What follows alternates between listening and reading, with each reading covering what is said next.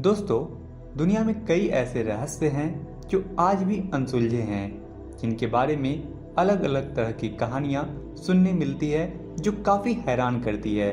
ऐसा ही एक रहस्य जुड़ा है वृंदावन में स्थित निधि वन से, जिसके बारे में कई कहानियां प्रचलित है। साथियों, ब्रज भूमि में कई ऐसी जगह है जो सदियों से लोगों की आस्था का केंद्र बनी रही है।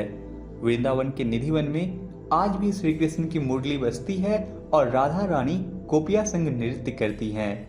यह सुनकर आपको अटपटा जरूर लगेगा, पर वृंदावन धाम के चमत्कारी निधि वन में कई ऐसे रहस्य छुपे हुए हैं जिसको समझ पाना हर किसी के लिए मुश्किल ही नहीं, नामुमकिन भी है। साथियों, उत्तर प्रदेश राज्य में मथुरा जिले से करीब 15 किलोमीटर दूर बसे यमुना जी के निकट वृंदावन धाम के निधि वन को राधा कृष्ण के रास के लिए जाना जाता है। इस अद्भुत वन वाटिका को लोग निधि वन और मधुवन के नाम से जानते हैं।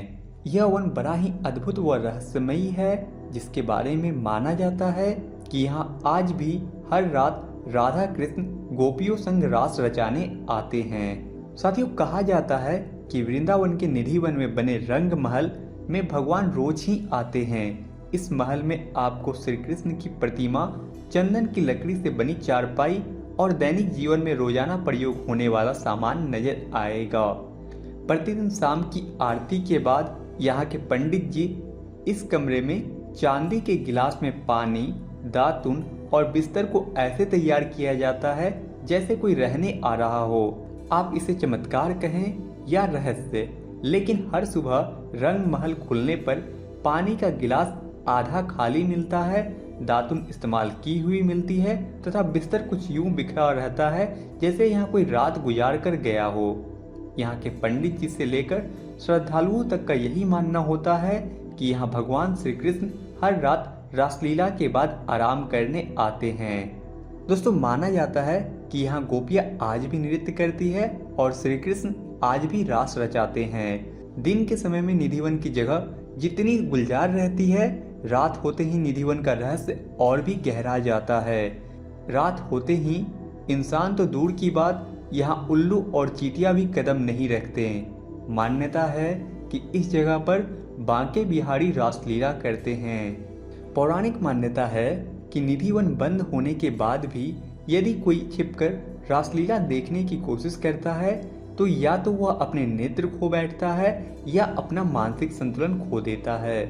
मंदिर के पुजारी जी और यहाँ के आसपास के लोग यहाँ से जुड़े कई किस्सों के बारे में बताते हैं। यहाँ कलकत्ता से आए एक कृष्ण भक्त के बारे में किस्सा प्रसिद्ध है। कहा जाता है कि एक बार कलकत्ता से एक कृष्ण भक्त श्री कृष्ण की रासलीला देखने के लिए निधिवन में छिप गया।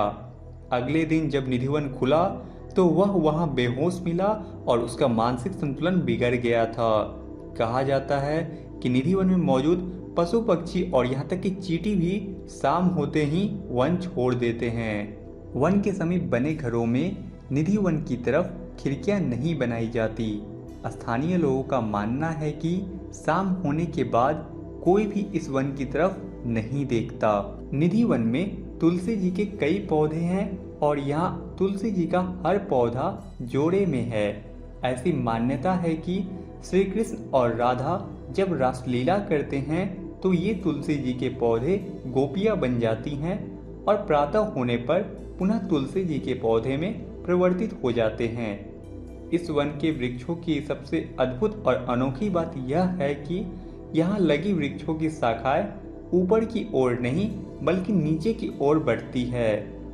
ये पेड़ ऐसे फैले हैं कि रास्ता बनाने के लिए इन पेड़ों को डंडों के सहारे रोककर रास्ता बनाया गया है। निधि वन में ही ठाकुर बिहारी जी महाराज का दर्शन स्थल है। मान्यता है कि संगीत सम्राट स्वामी हरिदास भजन गाया करते थे। माना जाता है कि बांके बिहारी जी ने उनकी संगीत से प्रसन्न होकर स्वामी हरिदास को एक सपना दिया। सपने में बांके बिहारी जी ने कहा, मैं तुम्हारी साधना स्थल में ही विशाखा कुंड के पास जमीन में छिपा हुआ हूँ। सपने के बाद हरिदास जी ने अपने शिष्यों की सहायता से बिहारी जी को निकलवाया और वहाँ मंदिर की स्थापना की।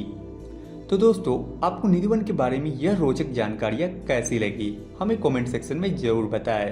तब तक के लिए धन्यवाद। फिर से मिलते हैं अगली वीडियो में। जय हिंद।